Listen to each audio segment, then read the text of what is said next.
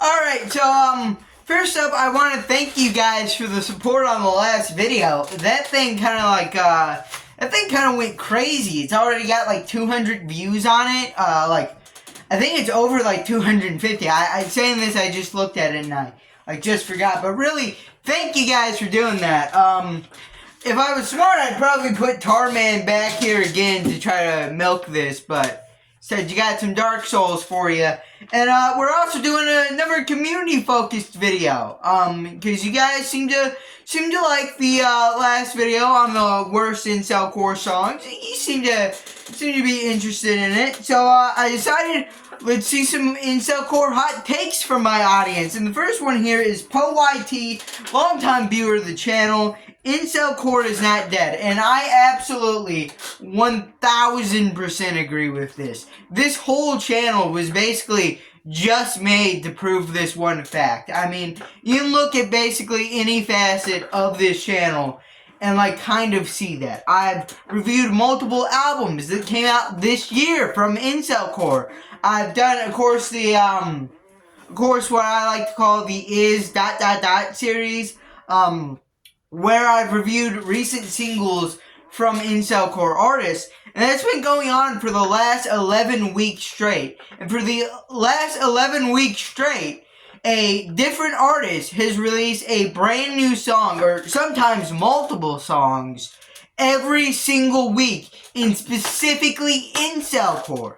So, I mean, at this point, we're in like the new golden age of Incelcore at this point. I think we've been getting a lot of quality music. We've been getting a lot of music. We've been getting like a lot of fan channels are starting to pop back up. I definitely say like I definitely want to see some more like music video type content. That'd probably be my only real complaint at this point. But besides that, you got like a steady fan base. You got me. You got Zero. You got Young Cell.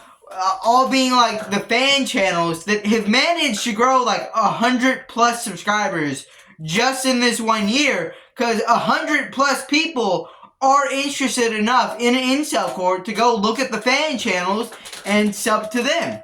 In my case, I've grown like almost 200 at this point in like 3 months at this point. It's kind of insane. So, Incelcore, definitely not dead. Thriving, probably near the peak. Alright, I'm also probably to tease something I got in the works. I'm planning on doing a video next week called How Incelcore Got So Big. It's basically going to be kind of a parody, not really parody, but it was kind of inspired by the Cola video of the same name, but I'm actually like going to go into that on like factors of why I think people are like kind of getting interested in Incelcore again, and I think it's going to be a very interesting video. Definitely got some ideas for it. Next up, we got a suggestion from 50 Blessings. Penguin Band can surpass the Big Four. We got another one by Decay here that says Semi-Aquatic and Armed is the best Incelcore album. Now, personally, I disagree with both of these. I think, let's first tackle the Semi-Aquatic and Armed is the best album, because, when you say stuff like that, like best, you gotta take into like a multitude of factors. You gotta take in impact, influence, and the overall quality definitely plays a big part in that. So, and I just think, at least in the iconicness, the impact of the album, I think other albums kind of have it beat on at least those two categories, like Uneducated, Excellent Order, probably Brain Soup I'd also toss in there if you want to count that as an album. If you want to be all snobby, you can say it's an EP so it doesn't count. But I really think there's a lot more albums with better replay value, for example, stuff like that. So, like, if you just want to say on quality alone, I'd also probably like probably disagree with that, maybe. It's more of a personal thing. I do have kind of a bias against Penguin Band. Please correct me if I'm wrong about this story, but I believe Penguin Band at some point disavowed Incelcore. But please, if I'm wrong about that, please correct me on that. But I remember this clip on the Incel podcast where they were talking about Penguin Band disavowing Incelcore. And then I think it was Little Watermark, but it may have been someone else saying, I don't even know who this guy is. He, like, totally sucks. So, that definitely gave me, like, kind of a negative bias towards the guy. But, I may just be misremembering that. That may not have been Penguin Band. I may have just hated this guy for no reason. So, if I'm wrong about him and he didn't disavow Incelcore, correct me if I'm wrong on that, please. But to tackle the surpassing the Big Four, I also really don't think this is possible because, like, Penguin Band definitely has wrote some slappers. He has wrote some good, catchy songs. But I don't think he's going to, like, become the biggest Incelcore artist. I'm assuming by surpass you mean 50 Blessings here means, like, in terms of popularity or, like, quality or, like, the size of what they're doing. I don't know necessarily what you're talking about here, 50 Blessings, but I don't really think in terms of popularity he's going to manage to surpass them. Because if you look at the Spotify page, for example, all of his biggest songs, at least the top 5 songs, I can't see the top 10 because for some reason my laptop won't work. But if you look at the top 5, all those songs are like from the album he released 3 years ago. Alright? And there's like one song he released 2 years ago from that. So mostly all of his old songs are the popular ones. And you don't really hear much chitter chatter about like the new songs he's released this year. You don't really hear people talking about Pet Shop that much. Also, probably going to tease another video I'm doing next week, but I'm planning on maybe doing a semi-aquatic and armed album review at some point. Tell me if you're interested in that. Next up, we got a one from No Name. We got Gamer 3 is Shooter's best album. If you don't know Shooter's Negative XP. And I think everyone knows this already. I disagree. I think there are a plentiful amount of bad tracks off of that album, and maybe 1 or 2, 3 tracks that are actually decent. And 2 of those may just be the instrumental. Alright, yeah, I really don't find much value in Gamer 3, but I did want to bring up a point here. A lot of people have been comparing Gamer 3 to black metal, and me personally, I don't listen to black metal that much, so I'm kind of curious, if I did, like, go into that genre, listen to a bunch of it, then listen to Gamer 3 again, would I have a more positive opinion of that? Do people that kind of listen to black metal and Incelcore on the regular have a more positive opinion on Gamer 3? Let me know, what are you thinking about this? Alright, am I going crazy? Is there some kind of, like, secret code you need to punch in to truly enjoy Gamer 3? Let me know here. Next up, we got Trolling for Jesus and also Trolling for Jesus and Eat here with 2 neat takes. One says the new NEAT is worse than the old NEAT, and the other says NEAT is a little overrated. Now, I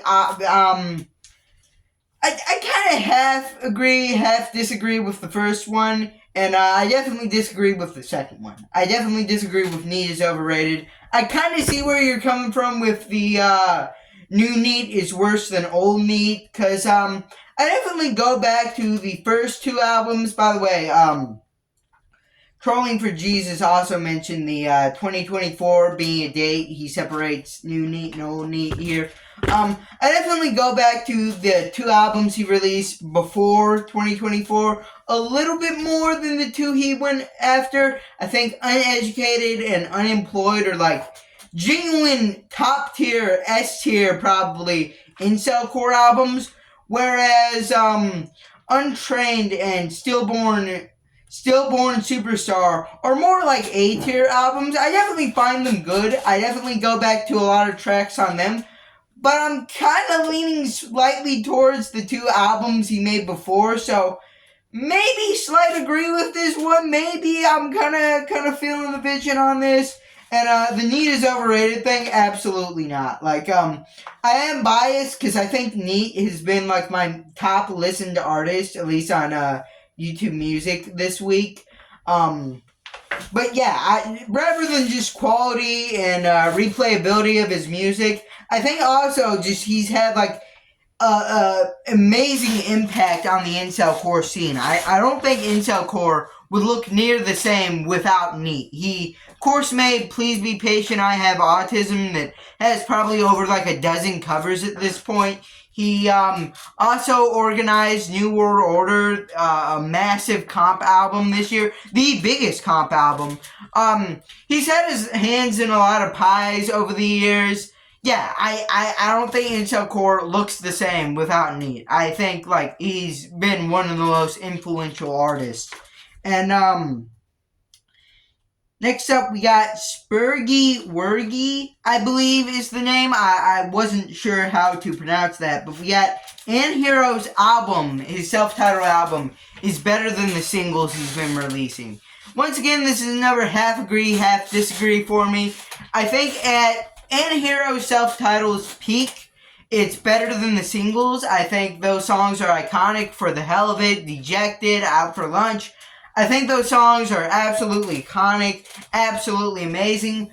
But at its lowest, like, I don't even remember the track. I guess I could flip to the page here on this. Hold on.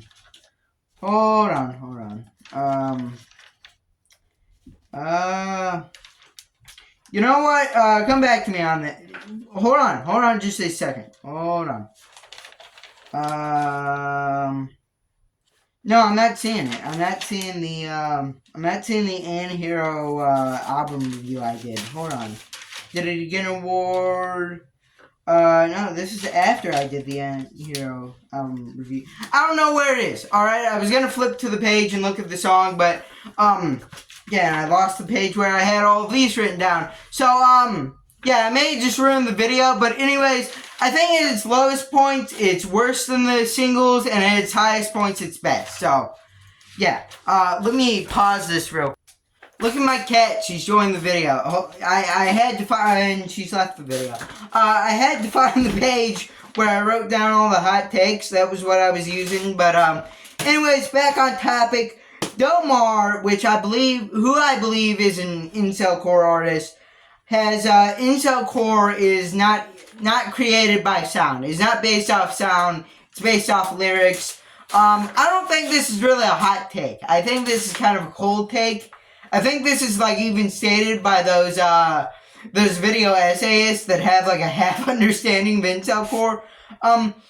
I kind of agree with what Blast said under this comment. I don't have it right offhand. I didn't write it down, but he basically said it's more of a community thing than lyrics, because even in the lyrics department, Incelcore songs differ a lot, so it's really hard to pin down who's Incelcore and who's not. I typically just do it by who's tagged Incelcore, who tagged their own music Incelcore. That's typically how I do it. Now, that definition also has a couple problems. It kind of lets people that aren't necessarily Incelcore in, and kind of kicks a few out that are Incelcore. It's really hard to determine what Incelcore is. It's a really rocky thing, and you know, I'm kind of the Incelcore guy, so I should have it figured out, but I think it is kind of hard to, like, nail down a solid, like, thing. I agree that it's more of a community thing than a lyric thing, but I also agree that lyrics definitely play a huge part in it. And I also agree that it's not defined by its sound, because there are so many different genres all kind of boiled up into Incelcore. You have Death Tech with its more metalcore stuff, you have the more pop punk stuff, you have the more standard punk hardcore stuff, you have the more hyper poppy stuff with all the auto tune. You have just several genres at this point. Next up, we got one by HDFI Records. Just kidding, it's just HDFI. Greens on Toast is overhated. Now, I don't know if this is kind of a shot at me, because I said that one of Greens on Toast songs suck, like, really badly. Just for clarification, I don't hate Greens on Toast. I think he has like a good song or two on under his belt. I think Natural Selection was actually pretty good. Yeah, and I also respect Greens on Toast for being on MSG. That was a very I don't know what to call it. That was a very big accomplishment. He was one of the bigger artists back in the day. Back in the day, like it wasn't like 5 or 6 years ago. But yeah, I definitely respect Greens on Toast a little bit more than I like him. I wasn't really able to get down with at least the few tracks I heard off of his most recent All Platforms album, Eat More Chicken. But yeah, I think anyone genuinely hating on Greens on Toast should probably stop. I definitely respect him, but I don't know where I was going. NA on the disagree or agree. Last one here, Infection. And he basically said that he kind of missed the sound that old Incelcore went for. And were an old type of sound between 2019 and 2022. He cited Red 25 and Hard Christ as two examples. And, you know, I kind of agree with this. I don't really think he's saying that the new sound sucks or it's less superior. I think he's kind of just saying what I think here is like the old sound definitely needs to make a comeback. I definitely miss the old kind of Red 25 type songs, Hard Christ songs, and that kind of sound that you don't really hear much for, that has kind of been abandoned in favor of this new kind of auto-tuney pop punk sound with people like Heartbreaker and Loser 64. I definitely would be interested in seeing some new artists come up with kind of similar sound to Heartbreaker and Red 25, like he cited in the comment. I don't know what I'm doing. I'm pretty tired from school, if you couldn't tell, but that was basically all the hot takes I managed to find under the community post. If I missed your comment, I'm severely sorry. I'll try to go over it in the next video. We're doing an album review tomorrow. We're doing a cover album review. That's a first. So yeah, sorry for some parts of this video dragging. I was pretty tired from school today, as I've already mentioned. But if you still managed to like the video, leave a like, subscribe, comment down below, and bye.